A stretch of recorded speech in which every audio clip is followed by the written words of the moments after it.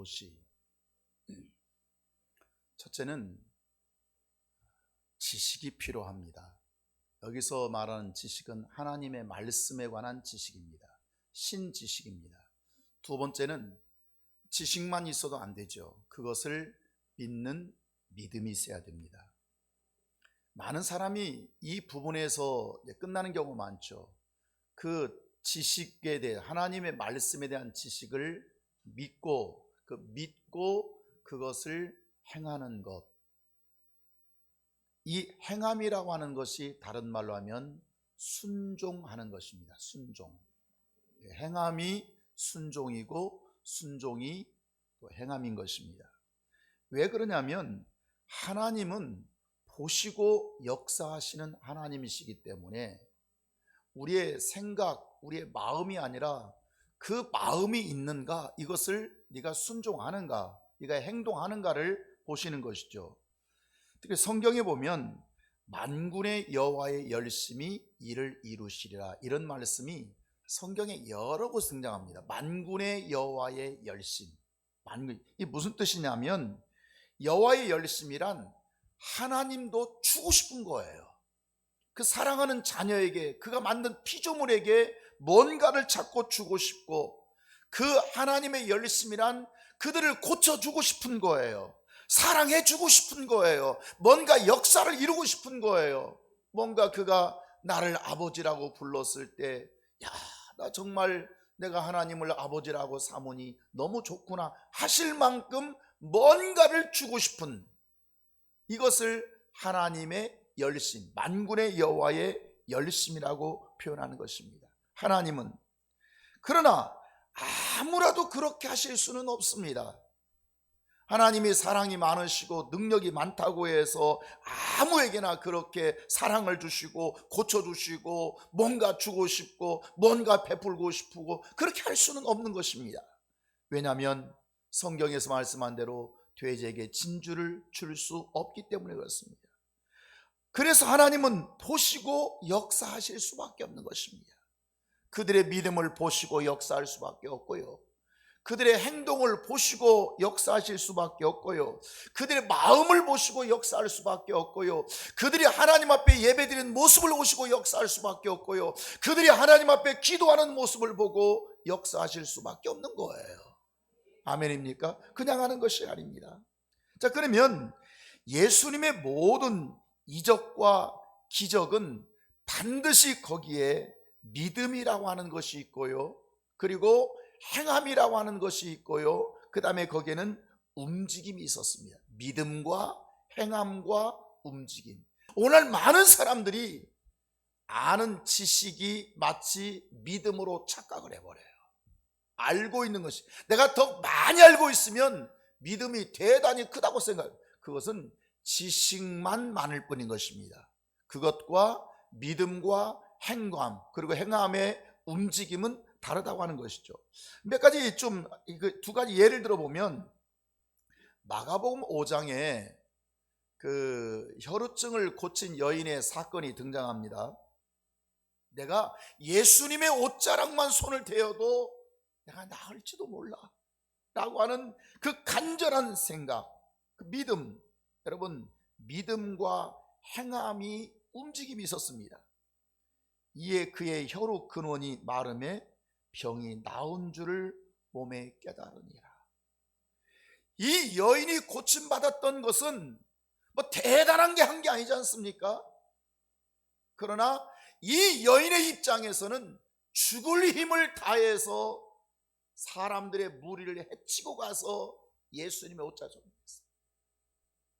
예수님께서 바로 그것을 보신 것입니다. 그 생각을 보신 것입니다.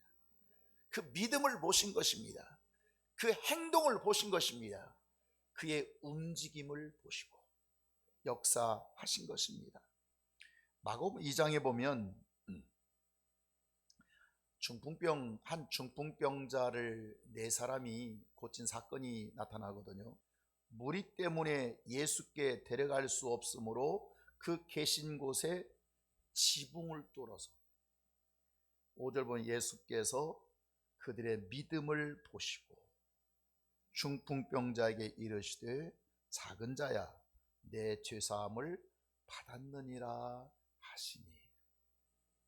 여러분, 이것이 예수님께 고침받을 수 있는 그들의 믿음이었고 그들의 행함이었고 그들의 움직임이었던 것입니다.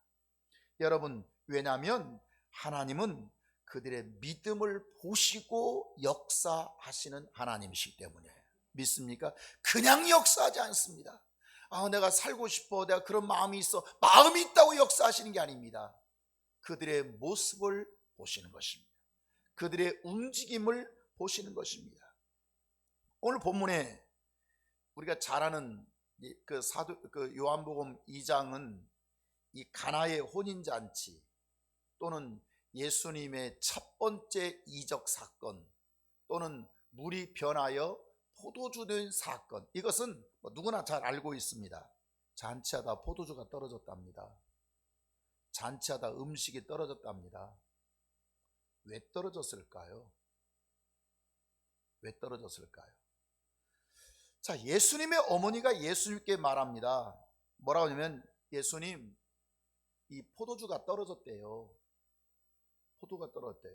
여러분, 왜 두 번째는 예수님의 어머니는 그 집에 떨어진 포도주, 그 집 사정을 예수님께 얘기했을까요? 제가 추측건데 왜 포도주가 떨어졌냐면 예수님과 제자들 때문에 떨어진 거예요. 숫자가 많잖아요, 숫자. 그러면 이 난감한 이 혼인집 잔치집에서 이 포도주가 떨어진 이 상황에서 두 가지 믿음이 나타납니다. 첫 번째 믿음이 지시하는 믿음이에요. 지시하는 믿음. 5절 보면 그의 어머니가 하인들에게 이르되 너희에게 무슨 말씀을 하시든지 그대로 하라. 여러분, 지시하는 데에도 믿음이 필요합니다. 믿습니까? 두 번째는 순종하는 믿음. 하인들의 순종하는 믿음이 있었어요. 자, 5절 다시 보면 너에게 무슨 말씀을 하시든지 그대로 하라. 무슨 말씀을 하시든지. 여러분, 이 말 속에는 논리가 안 맞아도, 이치에 안 맞아도, 어떤 상황과 상식에 맞지 않아도, 네가 알고 있는 지식에 맞지 않아도 이게 무슨 말씀을 하시든지. 무슨 말씀? 기적을 이루지 못하는 현대인들의 큰 믿음이 있어요. 그건 뭐냐면 자기 생각에 맞으면 순종합니다. 내가 알고 있는 지식에 맞으면 순종합니다. 내가 알고 있는 어떤 논리나 내가 갖고 있는 어떤 내 상황적 시츄에이션 상황에 맞으면 순종합니다. 여러분, 능력의 하나님을 우리가 믿고 살지만 그 능력을 얻어내지 못하는 이유가 바로 여기에 있는 것입니다. 예수님의 지시사항을 보십시오. 6절에서 자, 뭐라고 지시합니까? 두 쇠통 드는 돌 항아리 6개, 큰 항아리에 6개 있는데 그 항아리 하나마다 물이 한 두세 통 정도 드는 그런 큰 항아리 6이 있습니다. 7절에서 예수께서 그들에게 말씀하십니다. 항아리에 물을 채우라. 항아리에 뭘 채우라요? 포도를 담으라가 아닙니다. 물을 채우라 하신즉 아귀까지 채우니 이제는 떠서 연회장에 갖다 주라 하심에 갖다 주었더니. 여러분, 기적과 이적은 언제 나타나냐면 6 항아리 아귀까지 채워야 기적이 나타납니다. 어떤 자들은 자기가 항아리를 정해버립니다. 내 수준에서, 내 기준에서, 내 상황에서, 내가 알고 있는 상식에서, 내가 알고 있는 믿음의 한계점에서 자기가 항아리 숫자를 정해버립니다. 예수님은 어떻게 말씀하시냐면 6 항아리 어디까지? 밑바닥도 아닙니다. 중간까지 대충 하는 게 아닙니다. 넘치도록 아귀까지 채우라고 말씀하십니다. 이 말씀은 따라합시다. 온전한 순종, 완전한 순종. 많은 기독교인들은 교회 다니는 사람들은 나름대로 순종을 해요. 나름대로는.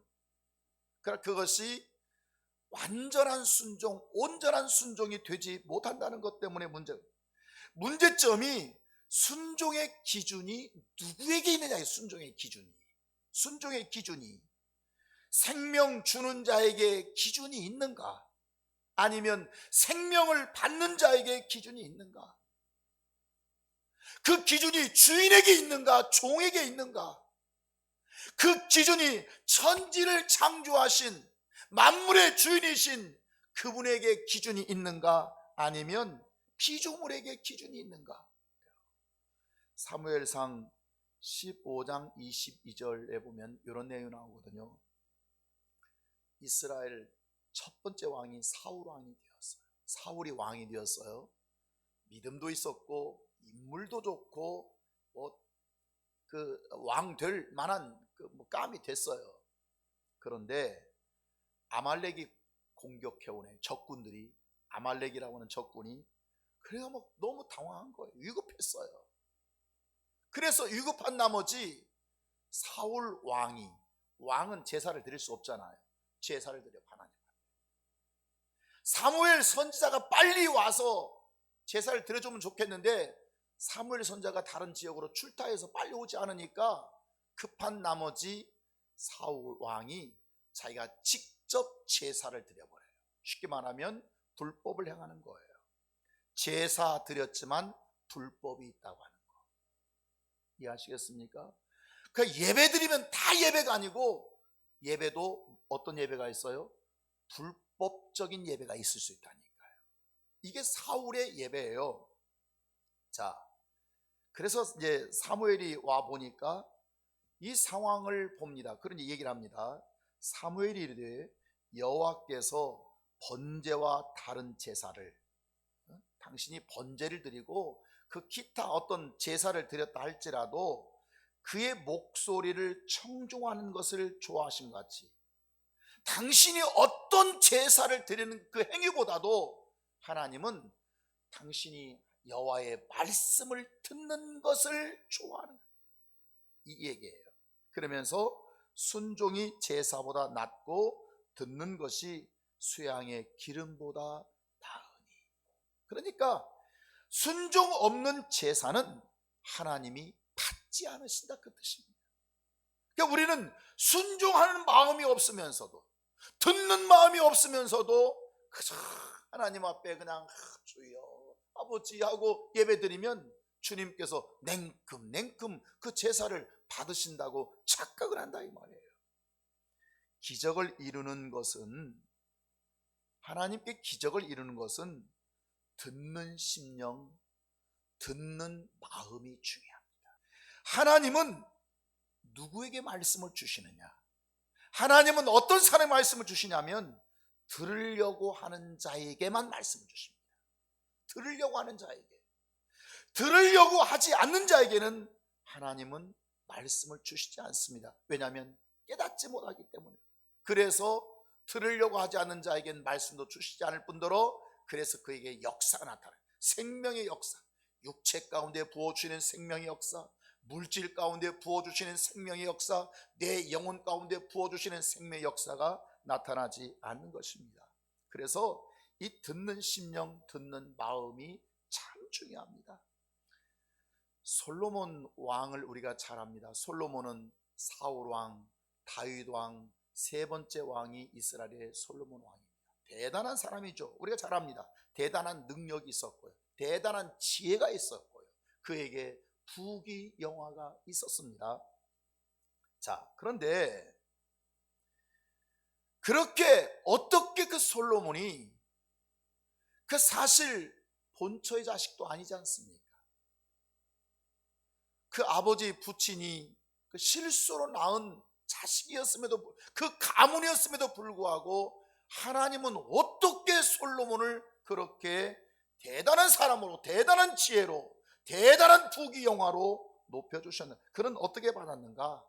그것은 그가 드렸던 일천번제 제사였죠. 잘 알고 있습니다. 큰 제사를 그가 왕이 된 이후에 그 하나님 앞에 드렸습니다. 그때 하나님께서 말씀하시죠. 하나님이 이르시되 내가 내게 무엇을 줄고 너는 구하라. 하나님께서 일천번제를 받으시고 그렇게 말씀하세요. 내가 내게 무엇을 줄고 너는 구하라. 그러니까 솔로몬이 말합니다. 저는 하나님 앞에 큰 은혜를 받았고 하나님께서 은혜를 베풀어 주셨습니다.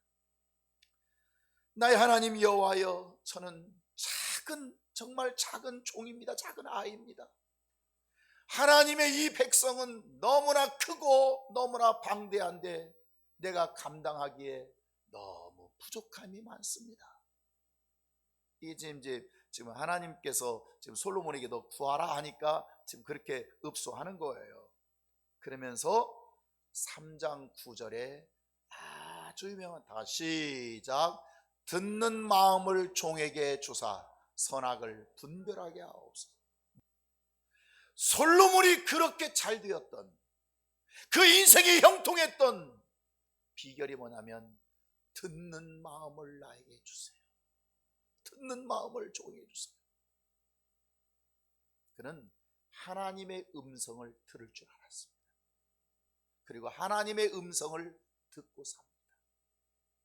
순간순간 말씀을 통해서, 율법을 통해서. 그래서 솔로몬이 이것을 구하며 그 말씀이 주의 마음에 맞은지라. 듣는 마음은 축복의 출발점이 됩니다. 말씀이 들려진다고 하는 것은 내가 뭐 되는구나. 여러분, 말씀이 들려져야 돼요. 내가 억지로 뭐 한번 들어볼게 이게 아니라 말씀이 내 영혼 안에 들려져요. 말씀이 내 심령 안에 들려진다는 말은 말씀이 받아지는 거예요. 마치 스폰지에 물이 쫙쫙 빨아들이는 것처럼 뭔가 말씀이 내 영혼에 쫙쫙 빨아들이는 거예요. 그러면 여기 듣는 마음이 무엇이냐? 이 말이 바로 순종하는 마음입니다. 듣는 마음은 순종하는 마음. 순종하는 마음은 그것은 이미 듣는 마음, 들려지는 마음이에요. 5절에서 그의 어머니가 하인들이 너희에게 무슨 말씀을 하시든지. 무슨 말씀? 그러면 예수님의 입에서 뭐가 튀어나올지 어떻게 합니까? 그렇잖아요. 무슨 말씀? 뭐 예측 불가한 것이거든요. 그러나 무슨 말씀이 예수님의 입에서 튀어나오더라도 너희는 그대로 하라. 정말 하인들이 그렇게 했습니다. 여섯 항아리에 채웠습니다. 아귀까지. 혼인잔치집에 난리가 나버린 것입니다. 도대체 이런 기가 막힌 포도주가 어디서 났냐? 뭐 자기들이 그래서 하는 말이, 아니 일반적으로 처음에는 좋은 포도주 주었다가 나중에 좀 취해서 해롱해롱하면 그때 좀 약간 좀 비품 포도주 주어가지고 그냥 어차피 취한 거니까.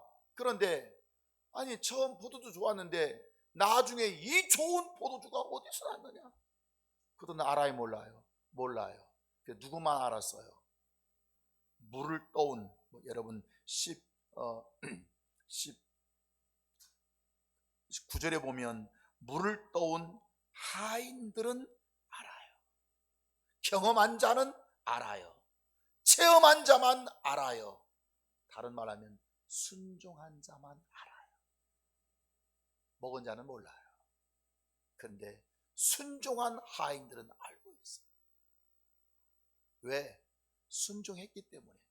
그 현장에서 경험을 해버렸기 때문입니다. 모든 욕망으로부터 그분을 채울 때 자유로울 수가 있고요. 그분의 말씀이 내 안에 담고 살아갈 때 우리는 교만에서 벗어날 수가 있고 문제 앞에서 좌절하지 않습니다. 왜냐하면 말씀이 나에게 답이기 때문에 그렇습니다. 그리고 그 말씀 안에서 역사하시는 능력을 날마다 체험하고 날마다 경험하고 살 줄 믿습니다. 하나님께 무엇을 말씀하시든지 그대로 하라. 내 기준에서 제한하지 말고, 내 기준 제한하지 말고, 내 상식과 지성과 경험에 제한시키지 말고. 기도하겠습니다.